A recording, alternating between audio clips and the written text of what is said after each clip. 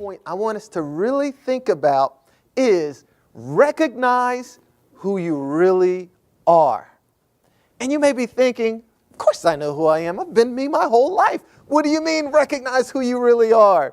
I look in the mirror every day. I know who I am. I mean it in a different perspective. From the thought of thinking about my strengths, thinking about my experiences, thinking about my gifts, thinking about my talents. Literally take out time to think about yourself. I know in many organizations, and I'm certain, even here, because we're still in the beginning of the year, we're in the first quarter since it's the end of February, and now people are automatically starting to think, the end of March is going to be here, Q1 is going to be up. So normally in the beginning of the year, we start to think about our goals and our plans within our various organizations, and in many cases, we will leverage our past accomplishments. We'll think about what were some of the highlights from previous years, 2014, what really worked, what happened well, what can we leverage from those key successes in the past for this year? And then we may think about, what am I going to do differently based on what I've learned from the past? So it's a similar approach, but doing it within. Doing it for ourselves, to literally take out time to pause and to think about a plan of action for us, and starting with us by literally thinking about, who am I really? And the more we think about who we really are from the inside out in terms of our strengths, what we bring to the table, can help us to leverage our uniqueness, our differences, and to accentuate that in this environment to help us to leverage it and to make the best of our current role so that it can help us to launch into other things we may want to do.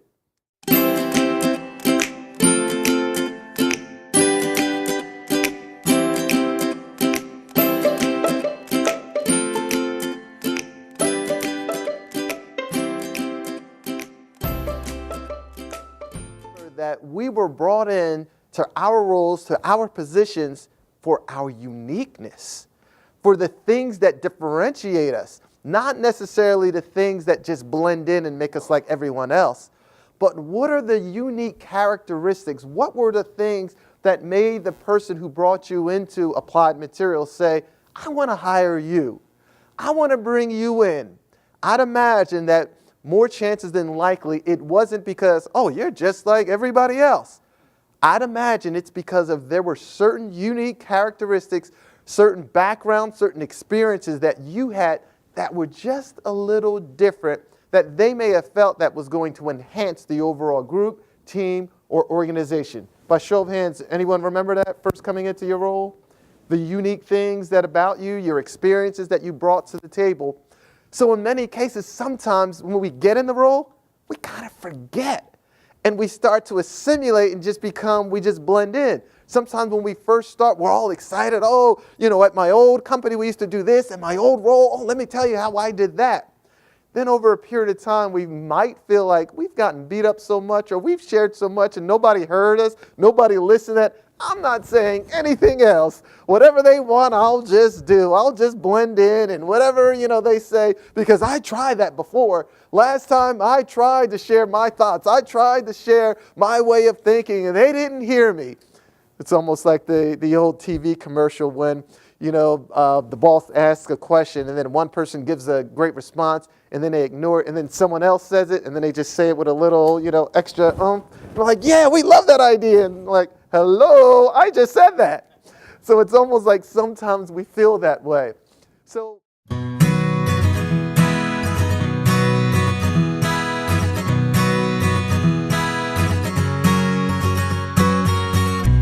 branding is all about differentiation.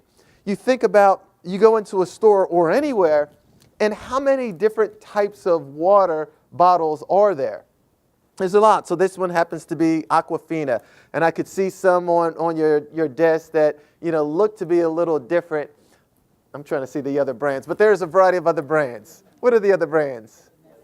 Nestle. Yeah, Nestle, that's another one. And then, Dasani. And then there's a whole host of one. So when you're in a store, let's just say, there's a variety of them. What would make you choose one over another versus just going to the water fountain or to the spigot out of the sink, just getting a cup of water, versus why are we willing to pay, let's just say, $2 for a bottle of water, or I'll say $4 for a different type of bottle, but it's all water and it's just marketed just a little different. Label's a little prettier. You ever get Fuji water? You know how, the design is square and it has the nice looking picture, but what's inside of it? It's just water. I know they say it's from, what it's from Fiji, it's water. But it's all about marketing and making you say, I want Fuji versus I want this one versus I want that one. It's marketing. It's positioning. It's trying to highlight and focus on something different to make you say, I want that one. The same idea with us is to really think through, how am I branding or positioning myself in an organization? If my picture were to come up on a screen, what comes to mind? When you walk into a room, what do people feel or sense from you? Do you walk into a room in such a way that it is more like, and I'm literally trying to demonstrate, oh, hi, I'm here for the meeting. Hi, anybody have an agenda? How are you positioning yourselves? Versus, are you walking in a meeting with purpose? Okay, I'm here. I'm looking forward to it. I saw the agenda last night and I have a few thoughts. Okay, let's get started. How are you positioned from the standpoint of attending a meeting and even over the phone? How is your voice? How are you heard? Are you participative, or do you hide in the background so no one will necessarily know you're there except to say when they first come on, hi, and then at the end, okay, thanks, bye. Or are we participating in literally being heard and allowing our voice to be heard versus it's conference call versus if it's a face-to-face or in-person meeting? Are we willing to make sure that the branding that we desire is positioned in such a way that we want to be recognized in whatever desire that we want?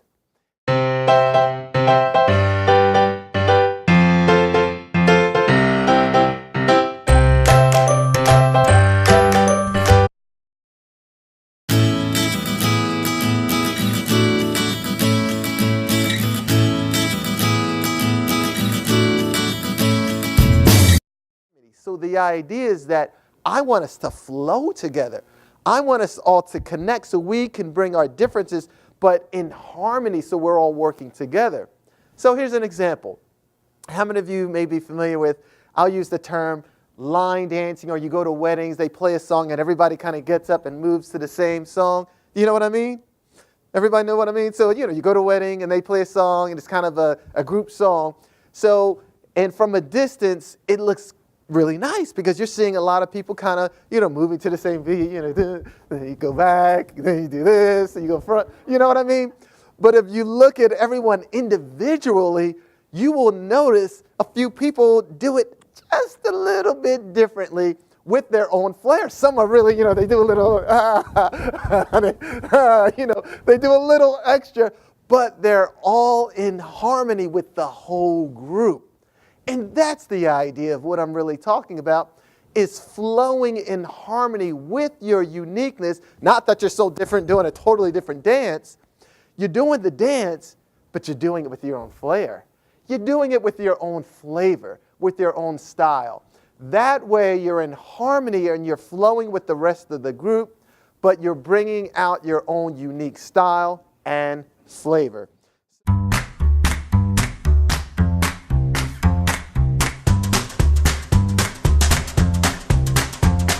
You personally, because it's allowing you to be fully leveraged, to be fully used to the extent that you end up growing. The more you use what you have, the more it expands. The less you use what you have, it actually detracts. So the idea is not being a shrinking violet, but blossoming right where you are in your current position. Because the other thing I've discovered is many people want to be in a different role, feel they deserve to be at a higher level, or they aspire to be and do something different. I'm a big proponent of competence where you are. Prove yourself where you are. Max out where you are. Demonstrate competence where you are, and the doors will open. the doors will naturally open.